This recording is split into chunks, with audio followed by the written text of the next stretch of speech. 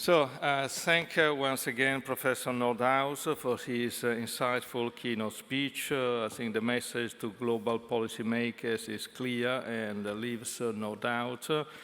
Our announcements on carbon neutrality should be followed by concrete action.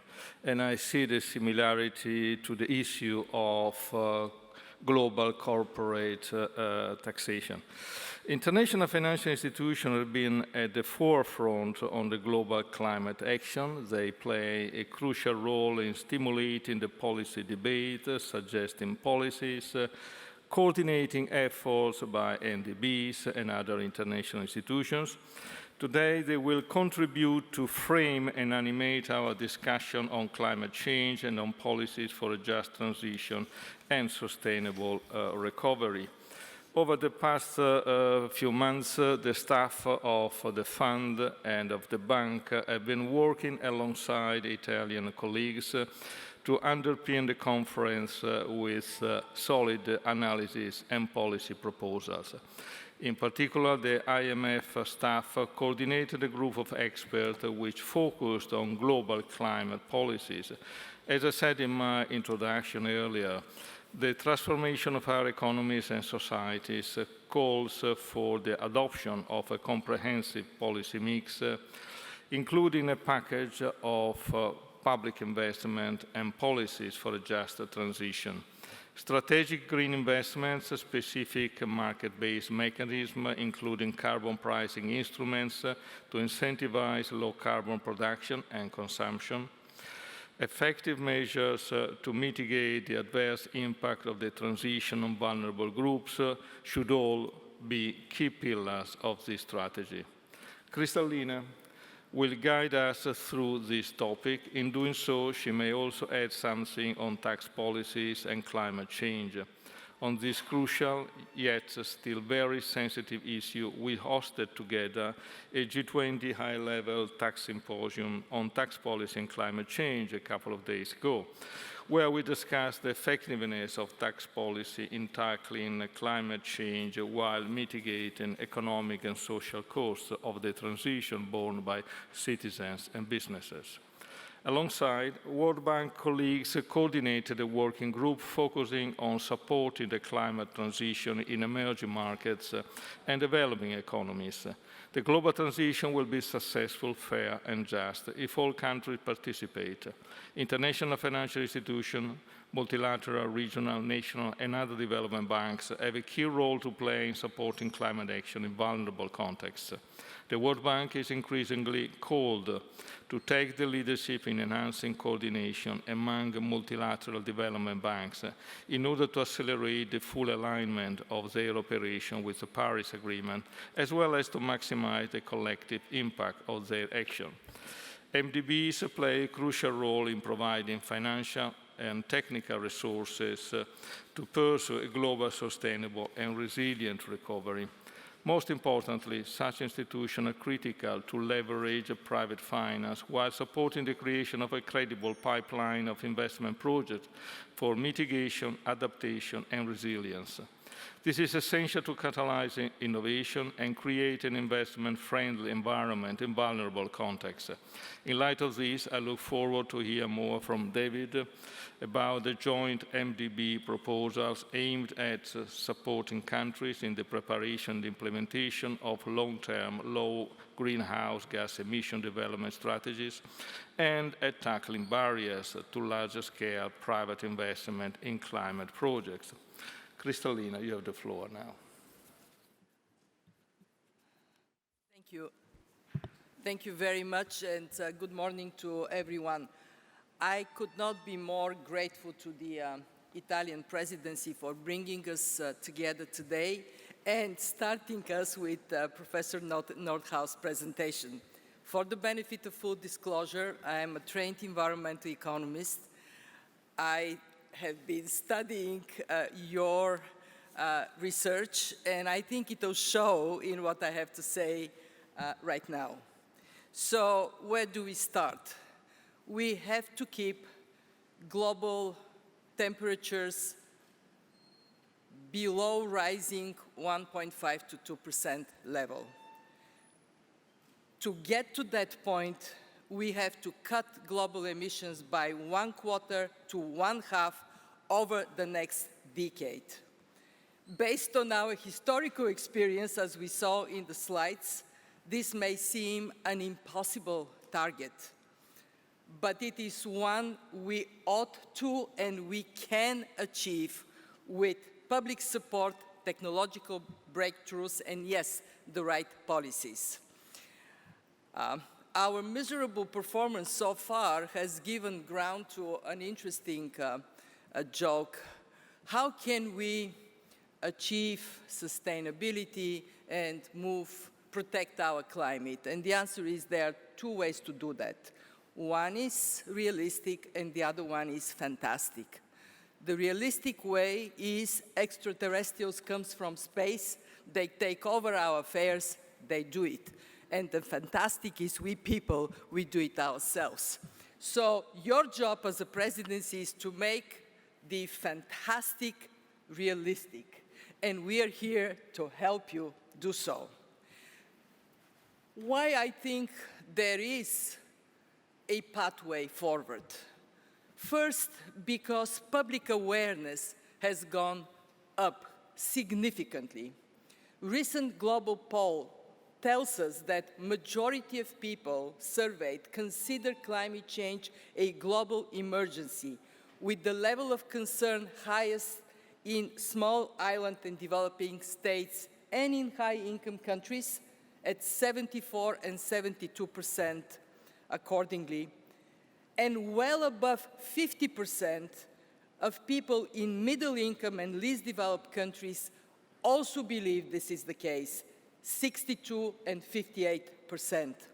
Another poll tells us that during the pandemic, this concern has gone up, and actually many of us worried it would be the opposite.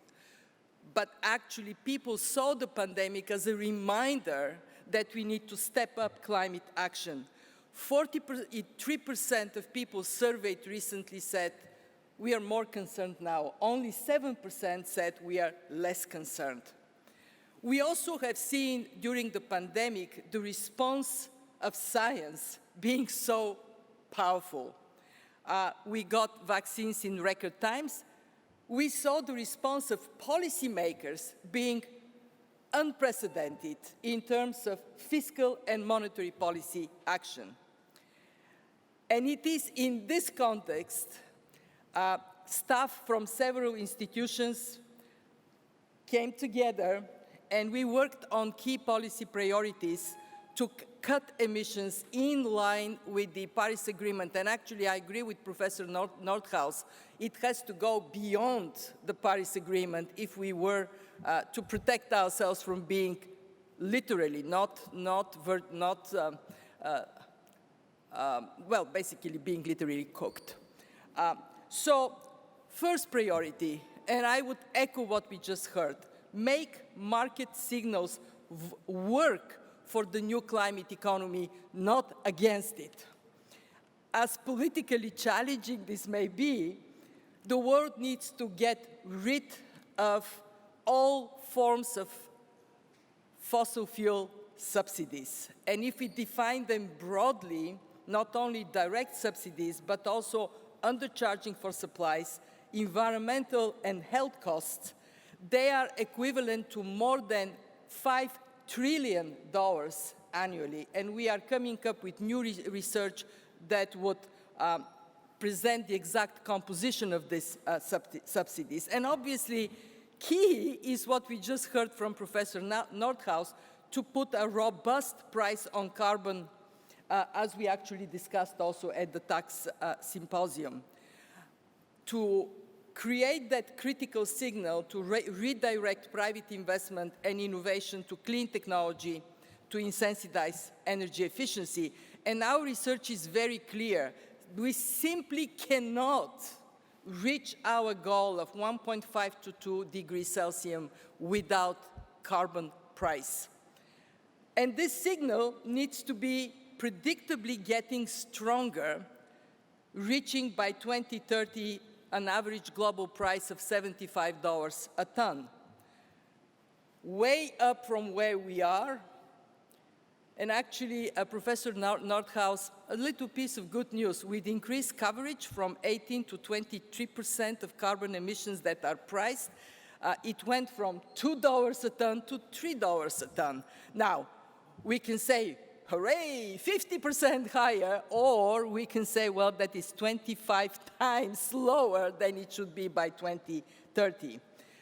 A minimal first step on carbon pricing is a regular stock-taking of measures by the G20 countries to assess progress towards mitigation commitments. But we do believe we have to achieve a higher level of ambition, and you have heard me talking about that, introducing an international carbon price floor agreement among major emitters. It is very much in line with the price club we just heard about. What the difference is that what it presents is an opportunity to calibrate 4 different categories of countries where the carbon price floor is now and how we go up. And I do believe that emerging markets, developing countries would not join unless there is this recognition that we are not equal, either by contribution to the problem or by the way we get out of it. With a pragmatic design, this type of arrangement would allow different minimum prices based on different development levels and different national policy approaches. And the carbon price floor does not have to be a tax. It could be cap and trade, or it could be even a combination of fee-based and regulations that produce the equivalency of that carbon price at sectoral and national level. And crucially, as we are making global mitigation efforts more effective, this price floor would address concerns about competitiveness that are already insensitizing carbon border adjustments. In our view, they are less effective and more divisive. But carbon pricing alone is not enough. It brings me to the second policy priority, green investments. Radically decarbonizing our economies will require a substantial scaling up of investments over the next 2 decades. The shift to renewables, new electricity networks, energy efficiency, low carbon mobility offers huge investment opportunities and a huge opportunity for green growth and green jobs. Our research shows that deficit finance green supply policies could raise global GDP by about 2% this decade and create millions of new jobs. On average, around 30% of new investments have to come from public sources, the remaining 70% from private sources. And that means giving priority to green recovery packages, green budgeting, and green finance. And of course, international institutions have a role to play to reduce both costs and perceived risks. And I know that David would talk about it, so I would skip and go straight to the third priority. Professor Nordhaus didn't talk about it, but I will, and it is just transition within countries and across countries. Within countries, we must recognize decarbonization will impact vulnerable households, poor people, as well as businesses and workers currently deployed in sectors with high emissions. Fair compensation measures will be required. For example, revenues from carbon pricing could fund cash transfers, social safety nets, worker retraining, relocation schemes. And place-based policies can help develop new low-carbon industries and jobs through green investments. And across countries, we have to recognize we need to help the developing world. And this 100 billion a year that we're talking about, they must happen. And if they don't happen, there would be not only loss in momentum, but loss of trust, erosion of trust. And then these agreements that we talk about, they would be much harder to reach. Let me finish with us at the fund. We work very closely with partners on this agenda. With the bank, we formed a high-level advisory group on sustainable and inclusive development for policy analysis and proposals, concrete proposals down to country level to move the world forward.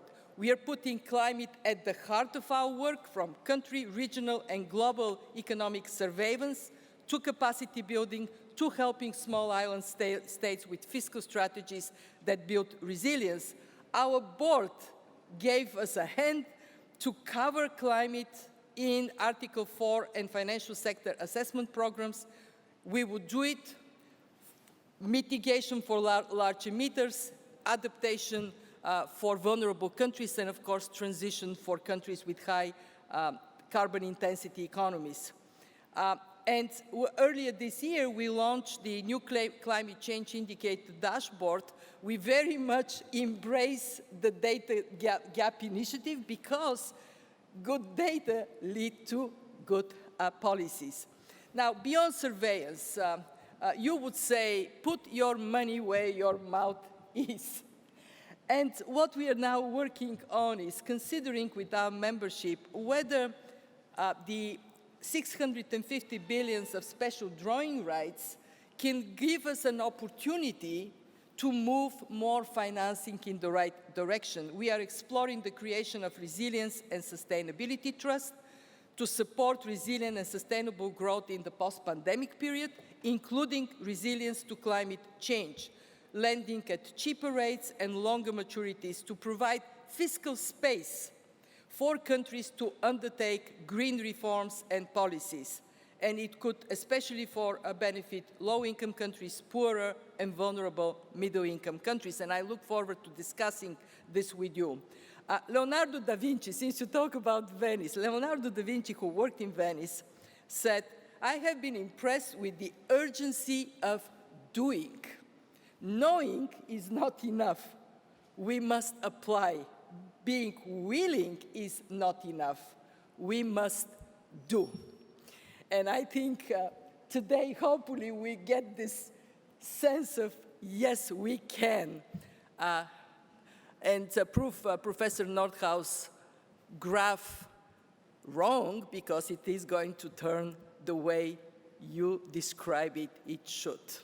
Thank you very much.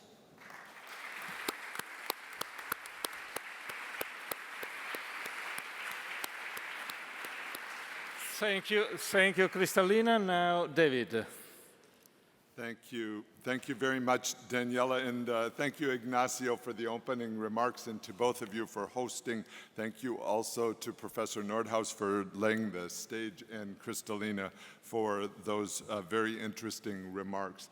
Our collective responses to poverty, inequality, and climate change are defining choices of our age. We must tackle them together to make progress on our mission of reducing poverty and boosting shared prosperity.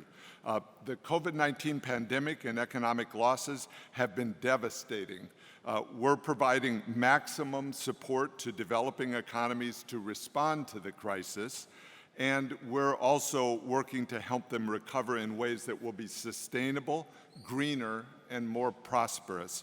I've been very happy with the World Bank Group performance over the last 15 months, the 15 months of the pandemic, and our data shows that we've been able to mobilize and provide $157 billion in support over that 15-month period. So that's a record and a 60% growth over the previous 15 months. Much of the hard work ahead will have to be done at the country level. At the World Bank Group, we're making the GRID approach, green, resilient, and inclusive development, operational through multidisciplinary expertise. Mari Pangestu is here with me today as Managing Director in that part of the bank. Financing and support for implementation. Axel van Trotzenberg is here today with me, the Managing Director for operations and for operations. And while we're doing everything we can so people in poorer countries can benefit from good development and climate outcomes. In 2020, the bank group provided more climate finance than ever. We accounted for over half of multilateral climate finance to developing countries, and over 2/3 of the adaptation finance. In 2021, we're delivering even more. Our Climate Change Action Plan for 21 through 25 dedicates an average 35% of bank group financing over the next 5 years to climate action, with at least half of bank financing supporting adaptation and resilience efforts. We are aligning bank group financing with the Paris Agreement goals. The crux of our second Climate Change Action Plan is to help developing countries integrate climate considerations into their development strategies and to deploy climate finance in ways that achieve the most results in terms of actual mitigation, reduction in greenhouse gases, and actual adaptation, saving lives. We will help client countries in their efforts to develop and implement the NDCs and long-term strategies. We're enhancing our core analytical products, such as our recently launched Country Climate and Development Reports and a facility on climate-informed public expenditure reviews. These all work together and are critical in getting the job done. We need diagnostics and a data-driven approach to help prioritize action. One key metric is the extent to which an intervention bends the trajectory of global greenhouse gas emissions. In this regard, we know we need to drive transformation in several key systems: energy, agriculture, food and water, land, transport, and manufacturing. Together, these systems generate over 90% of global greenhouse gas emissions and also face significant adaptation challenges. They are major contributors to economic growth and development, so there has to be an integration of climate and development goals and policies. Our action plan describes areas and techniques where we think countries and private sector clients can achieve impact and recognizes that the cost to manage these transitions will often be large compared to available resources. Our newly announced Country Climate and Diagnostic Reports, I'll call them CCDRs, will be an important tool to help us prioritize and sequence climate action in our client countries. They will investigate how climate change impacts a country's development path, and they will identify mitigation, adaptation, and resilience building to improve development outcomes. Over the next year, we plan to complete up to 25 of these CCDRs, focusing for the first round on developing countries with particularly large carbon emissions and/or great climate vulnerabilities. The world's poorest countries, those are our IDA borrowers, account for less than 1/10 of global greenhouse gas emissions, but they're the most vulnerable to the impacts of climate change, droughts, flooding, and coastal erosion. The majority of IDA countries' emissions, about 40% of them, come from agriculture sector, a sector that's not only the largest contributor to these countries' GDP, but one that underpins the livelihood of the poorest people. 80% of the world's poor reside in rural areas and rely on agriculture for their livelihood. At the same time, these countries have the lowest energy access levels and a weak manufacturing base. So we need to consider climate interventions for countries at different stages in their development. Some of the highest emitters need to achieve a just transition from coal and find ways to reduce emissions from heavy industry through new technologies such as carbon capture and storage. And for the poorest countries, as we continue to support sectors critical for their economic growth, we need to identify ways to help their growth and environmental practices become sustainable. As an example, $420 million climate-smart agriculture project we financed in Maharashtra, India, which supported 310,000 farmers in adopting climate-smart agricultural practices. The project is expected to reduce climate-related crop failures and eventually benefit 7 million people in a region prone to severe drought. As we scale up our financing and sharpen our focus on impact, we need equitable and practical ways to balance growth and climate imperatives. This is why in our action plan and as part of our commitment to align our financing flows with the goals of the Paris Agreement, we're increasing our support for countries to develop meaningful and impactful NDCs and LTSs that take into account their development needs. To date, we've already supported over 50 countries on their NDCs, from Mongolia to Mozambique and from Congo to Chile. And we're allocating more resources for this in coming years. We also need a parallel effort to protect our natural capital and biodiversity so that solutions work for people and the planet.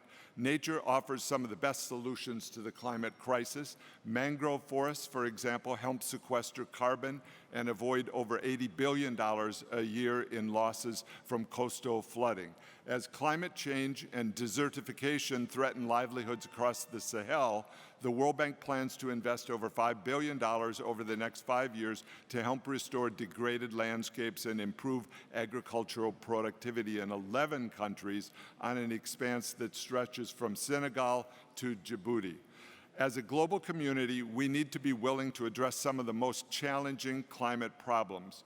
For example, 250 or more gigawatts of coal-fired plants could come online in the near to medium term, mostly in Asia. Halting these and decommissioning existing polluting coal-fired plants will be expensive. Who will bear the cost and any losses? Almost 50% of global CO2 equivalent emissions come from the combined energy and heavy industry sectors in just China, the US, and India. How will transformations be incentivized and funded? If public companies decide to divest fossil fuel assets, will the assets simply move to new ownership? And if fossil fuel emitters are shuttered, how can we ensure that the raw material is not simply exported and emitted elsewhere?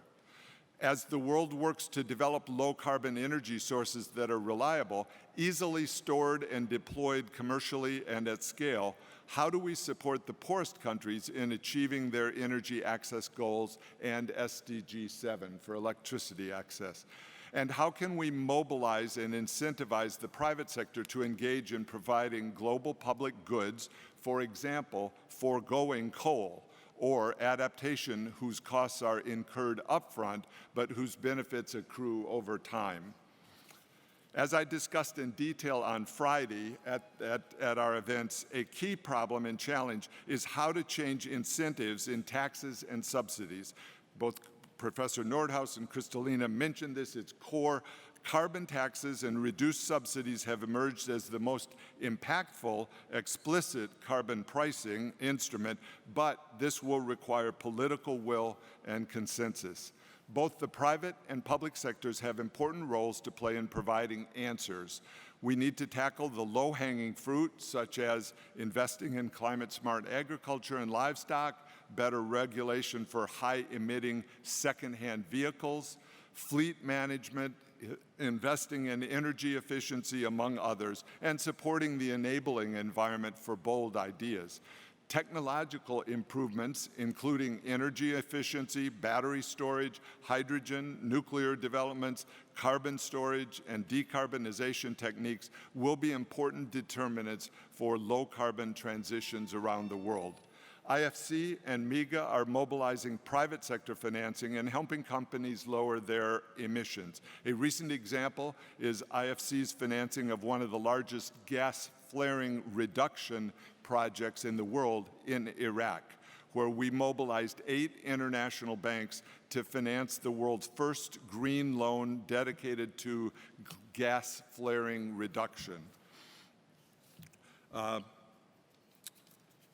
And so, with that, in sum, I'm very pleased to be here today to affirm and reaffirm the World Bank Group's strong commitment to work with all stakeholders, public and private, to advance the integration of climate and development. Thank you very much.